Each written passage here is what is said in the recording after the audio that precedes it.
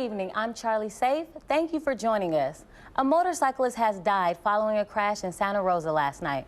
Santa Rosa police were called to Highway 12 at Indian Creek Drive at about 9:20 last night.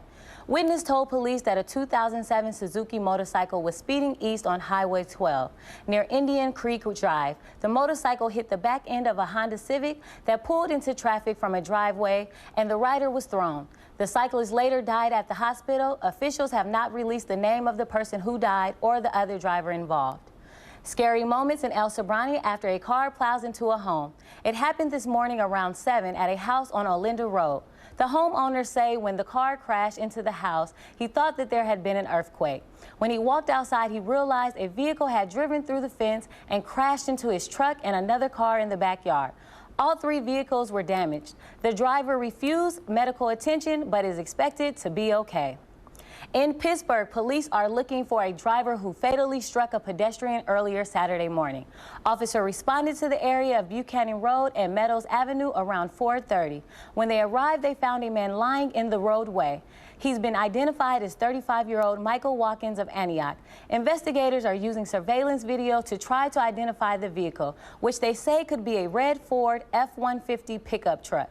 Anyone with information should call the police. Martinez police arrested a Richmond man last night on a string of drugs, gun, and theft charges. Police say 35-year-old Darnell Williams had a stolen gun, ammunition, cocaine, and thousands of dollars in cash in his possession while he was being stopped last night on Alhambra Ave. They say he was driving a stolen Audi when he was stopped. William was booked into the Martinez jail on a number of charges, including possession of stolen property, possessing a controlled substance while armed, and possession of a controlled substance for sale. The Chronicles have learned that Oakland police officer applicants are asked to reveal whether they have been victims of sexual assault. Officials said that they want the information because they are interested in reviewing police reports in which those applicants may appear. The paper says that OPD officials told them applicants would not be denied a job based on the information they gave. The practice has been going on since at least 2011. Some legal experts say that this could be problematic for female candidates since women are more likely to be victims of sexual assault. Today marks the 150th anniversary of what some may say is the original Great San Francisco earthquake.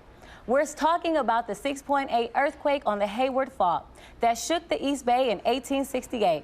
The goal of today's event at the Fremont Community Center is to educate the public about the risks of the East Bay and offer help on how to get prepared for the next big one. The Hayward Fault is creeping. It's one of about a dozen faults in the world that's moving at the rate here at about 5 millimeters per year. The Hayward Fault is the most highly populated fault line in the world, with 2 million people living on top of it. Coming up, pressure is building on the White House to respond to the killing of Jamal Khashoggi as Saudi Arabia continues to change the explanation of what happened to the slain journalist. And a terrifying incident at a college party after the floor collapses, sending dozens of people plunging into the basement.